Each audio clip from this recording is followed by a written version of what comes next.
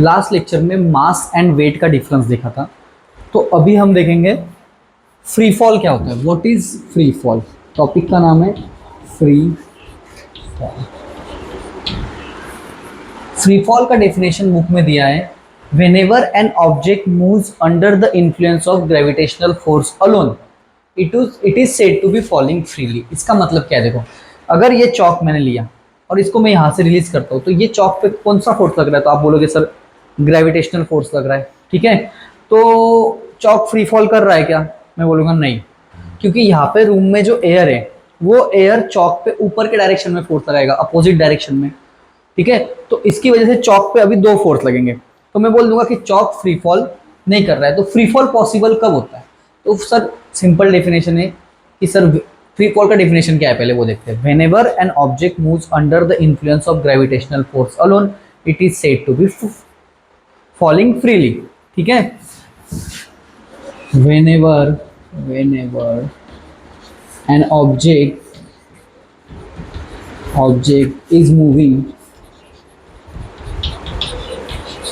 is moving under the influence of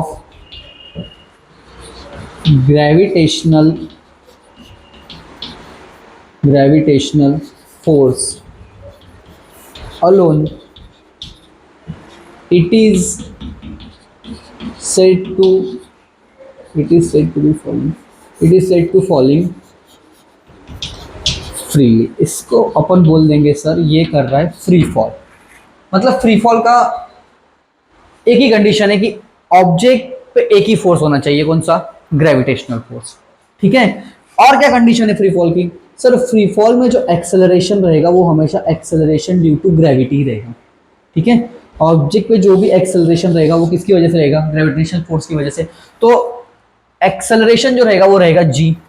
दूसरा condition ऐसा है सर, जो यू रहता है इनिशियल वेलोसिटी, जैसे ही ऑब्जेक्ट को आप रिलीज करेंगे, रिलीज्ड क्वेश्चन में आएगा रिलीज, तो समझ लेने का इनिशियल वेलोसिटी क्या है? जीरो। मतलब फ्री फॉल में क्या होता है कि सर ऑब्जेक्ट पे बस ग्रेविटेशनल फोर्स लगेगा, एक्सेलरेशन रहेगा जी, और इनिशियल वेलोसिटी रहेगा ऑब्जेक्ट का जीरो। अब ये इनिशियल वेलोसिटी की जरूरत क्या है? तो देखो, तीन हमने लास्ट ईयर तीन काइनेमेटिक इक्वेशन देखे थे। पहला था v is equal to u plus a t, दूसरा था s is equal to u t plus half a t square, और तीसरा था v square is equal to u square plus 2as। ये तीन इक्वेशन जो हमने 9th स्टैंडर्ड में देखे थे। इसमें v का मतलब क्या था? सर v था फाइनल वेलोसिटी, इतना देते का, तो v था हमारा फाइनल वेलोसिटी, u था initial velocity, u is the initial velocity, t time, a मतलब एक्सेलरेशन, s मतलब डिस्प्लेसमेंट, ठीक है, डिस्प्लेसमेंट। तो अगर मुझे ये तीन इक्वेशन को अगर मैं फ्री फॉल की कंडीशन डाल दूं, फ्री फॉल की कंडीशन क्या होती है कि सर फ्री फॉल में एक्सेलरेशन होता है जी और इनिशियल वेलोसिटी होता है जीरो, तो ये इक्वेशन ऐसा हो जाएगा। फर्स्ट इक्वेशन रहेगा v is equal to, u तो जीरो हो गया तो वो बन गया g t. Second equation s is equal to u t plus half a t square, में u जीरो है तो यू टी पूरा जीरो हो जाएगा, तो मैं लिखूंगा s is equal to half, a की जगह लिखेंगे अपन जी टी स्क्वायर। फिर third equation v square is equal to u हो गया zero is equal to 2gs। तो ये तीन इक्वेशन हो गए सर फ्री फॉल के लिए। समझा? फ्री फॉल का डेफिनेशन क्या है? Whenever N object moves under the influence of gravitational force alone it is said to be falling freely. True free fall कहाँ पे पॉसिबल है?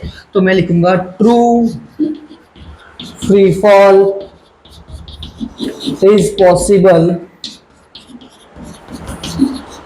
Only in vacuum. कहाँ पे पॉसिबल है? वैक्यूम में, ये भी याद रखना, ठीक है। तो ये हो गया पूरा फ्री फॉल। अभी इस पे क्वेश्चन सॉल्व करके देखते हैं। क्वेश्चन कैसे आते हैं, देखो जो बुक में क्वेश्चंस वगैरह दिया है वो कैसे सॉल्व करना है। अभी अपन जितने भी क्वेश्चन सॉल्व करेंगे ना इसमें, उसमें कुछ कंडीशन रहेगी, वो मैं पहले लिख के देखता हूँ।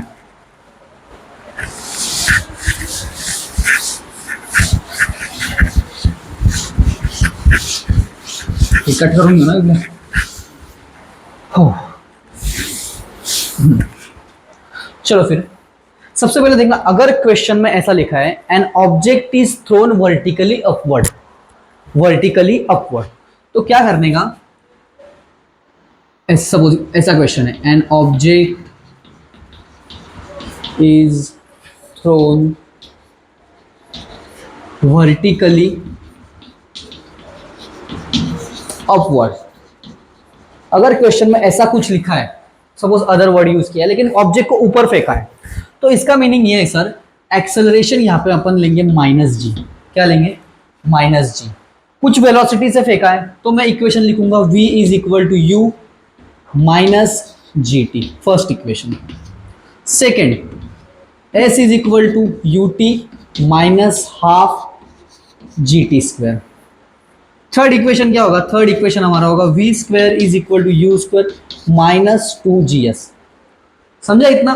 अगर क्वेश्चन में लिखा है कि ऑब्जेक्ट को हमने ऊपर के डायरेक्शन में थ्रो किया है, फेंका है, ऊपर फेंक रहे हैं ऑब्जेक्ट को ऐसे, तो ये इक्वेशन अपन यूज करेंगे। अगर सपोज ऐसे होता है, an object is released from height h, N object is release जब बोलेंगे ना, तो देखो अगर स्लो मोशन में आप देखने जाओ कि मैंने जब ये चॉक को रिलीज किया तो इसका इनिशियल वेलोसिटी, रिलीज वर्ड आया मतलब समझ लेने का सर इनिशियल वेलोसिटी अपने को लेना है जीरो। कितना लेना है? जीरो। और एक्सेलरेशन जो लेंगे ना हम, वो प्लस जी लेंगे, क्योंकि जिस डायरेक्शन में फोर्स लग रहा है उसी डायरेक्शन में ऑब्जेक्ट मूव हो रहा है। तो इक्वेशन क्या हो जाएगा? इक्वेशन हो जाएगा sir v is equal to u plus g t, और ये u हो जाएगा आपका zero. s is equal to u t, ये भी हो गया जीरो, बस लिखेंगे हाफ जी टी स्क्वायर, और v square is equal to u square, ये जीरो हो गया, प्लस टू जी एस। तो देखो दोनों में डिफरेंस क्या है, यहाँ पे माइनस है, यहाँ पे प्लस है। जब भी अपन ऑब्जेक्ट को ऊपर फेंकेंगे तो अपन g का वैल्यू माइनस लिखेंगे, ठीक है। Acceleration negative, acceleration is positive. अगर ऐसा लिखा suppose object reach maximum height, maximum height पे अगर ऑब्जेक्ट पहुंच गया, इसका मतलब क्या है? अगर मैंने ये चॉक को लिया और मैंने इसको फेंका और मैंने बोल दिया कि ये मैक्सिमम हाइट पे जब पहुंचा, जब वो मैक्सिमम हाइट अचीव करेगा, तो वहां पे क्या होगा बोलूं मैं? ये जो फाइनल वेलोसिटी ना, ऐसे फेंका, ऐसे फेंका, ऊपर गया, ऊपर गया, ऊपर गया, ऊपर गया, और यह इस पॉइंट पे सर उसका वेलोसिटी हो गया जीरो, तो वहां से वो नीचे आएगा। तो इसका मतलब है जब भी आपको बोले मैक्सिमम हाइट, मतलब समझ लेने का फाइनल वेलोसिटी क्या है सर वहां पे? जीरो। क्या होगा? जीरो। बस इतना डेटा आपको लगेगा। तो यहाँ पे v जीरो हो जाएगा, v जीरो हो जाएगा। तो ये तीन चीजें याद रखने की है, ऊपर फेंकते वक्त माइनस जी, नीचे आते वक्त प्लस जी, u जीरो, और अगर लिखा है कि ऑब्जेक्ट रीच मैक्सिमम हाइट, तो इसका मतलब है फाइनल वेलोसिटी भी क्या है? जीरो। ठीक है, अभी इस पे क्वेश्चन सॉल्व करते हैं। बरोबर चालू है बिल्कुल? कितनी मिनट आ गई? अरे बाप। सपोज फर्स्ट क्वेश्चन करते हैं। अभी इसमें ऐसे दिया है, an object is thrown, object is thrown vertically upward with velocity 50 metre per second. Find maximum height reach by an object, maximum height मतलब क्या? s। ठीक है, फिर time taken to reach maximum height. ठीक है, तो अभी देखो इस टाइप का क्वेश्चन अगर सॉल्व करना है क्वेश्चन में दिया है object is thrown vertically upward, मतलब आपको इतना तो समझ गया कि एक्सेलरेशन निगेटिव, वो निगेटिव वाले इक्वेशन से करेंगे solve with velocity 50 metre per second. तो ये दिया है आपको u, तो गिवन में मैं लिखता हूं u is equal to 50 metre per second. वो क्या बोल रहा है, मैक्सिमम हाइट। मैक्सिमम हाइट में मतलब वो इनडायरेक्टली आपको बता रहा है कि आपको फाइनल वेलोसिटी क्या हो जाएगा तब, 0। ठीक है, तो मैक्सिमम हाइट निकालना है आपको। तो एक ऐसा इक्वेशन बताओ जिसमें v भी आए, u भी आए और s भी आए। मैक्सिमम हाइट मतलब डिस्प्लेसमेंट s भी आए। तो ये इक्वेशन, और टाइम नहीं चाहिए उस इक्वेशन में, तो मैं बोलूंगा सर ये जो इक्वेशन है v square is equal to u square minus 2gs। ठीक है, v square is equal to u square minus 2gs। तो v कितना होता है 0, u कितना है 50, 50 का स्क्वायर कितना होगा 50 का स्क्वायर होगा सर, यहाँ पे लिखता हूँ 50 का ब्रैकेट स्क्वायर माइनस 2 इंटू, यहाँ पे दिया है g, वो आपको लेना है 10 metre per second square, minus 2 into 10 20s। ठीक है, तो 0 is equal to 50 2500 minus 20s। तो यहाँ पे देखो बहुत बच्चे क्या करते हैं, 2500 में से 20s गए तो वो लिख देते हैं 2480। ऐसे नहीं होगा, यहाँ पे वेरिएबल है s, तो माइनस 20s को इधर लाओ तो ये हो गया 20s is equal to 2500। s is equal to, ये 20 मल्टीप्लाई कर रहा है, उधर जाके डिवाइड करेगा, तो ये आ गया आपका 125 मीटर। कितना आया 125 मीटर। मतलब मैं अगर किसी ऑब्जेक्ट को 50 मीटर पर सेकेंड से अगर फेंकूं तो मैक्सिमम हाइट वो कितना जाएगा, वो जाएगा सर 125 मीटर। ठीक है, समझा इतना। फिर second, time taken to reach maximum height, यहाँ पे पहुंचने के लिए उसको कितना टाइम लगा। तो ऐसा एक इक्वेशन बताओ, देखो फाइनल वेलोसिटी यहाँ पे है अपना 0, इनिशियल वेलोसिटी है 50, तो मैं ये इक्वेशन यूज कर सकता हूँ ना, v is equal to u minus g t. Minus क्यों लिया, क्योंकि ऑब्जेक्ट अभी ऊपर जा रहा है। v हो गया 0 मैक्सिमम हाइट पे, u है 50 माइनस 10t, 10t आ गया इधर इज इक्वल टू 50, तो t इज इक्वल टू हो गया 50/10 मतलब 5 सेकेंड। मतलब ऑब्जेक्ट को यहाँ से ऊपर जाने में कितना टाइम लगेगा 5 सेकेंड। ऊपर से नीचे आने में कितना लगेगा सर, वो भी सेम टाइम होता है, वो भी होता है आपका 5 सेकेंड। तो अगर सपोज यहाँ पे पूछ लेता टोटल टाइम ऑब्जेक्ट हवा में कितनी देर था, तो मैं लिखूंगा 5 + 5 10 सेकेंड। समझा, बुक में है ऐसा क्वेश्चन दिया है। फिर इसके बाद जो नेक्स्ट क्वेश्चन है वो है रिलीज पढ़ा लेते हैं, चलो।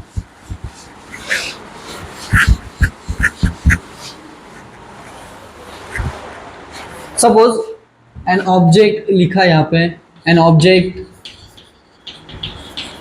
Is released from height 80 metre. ठीक है, 80 मीटर।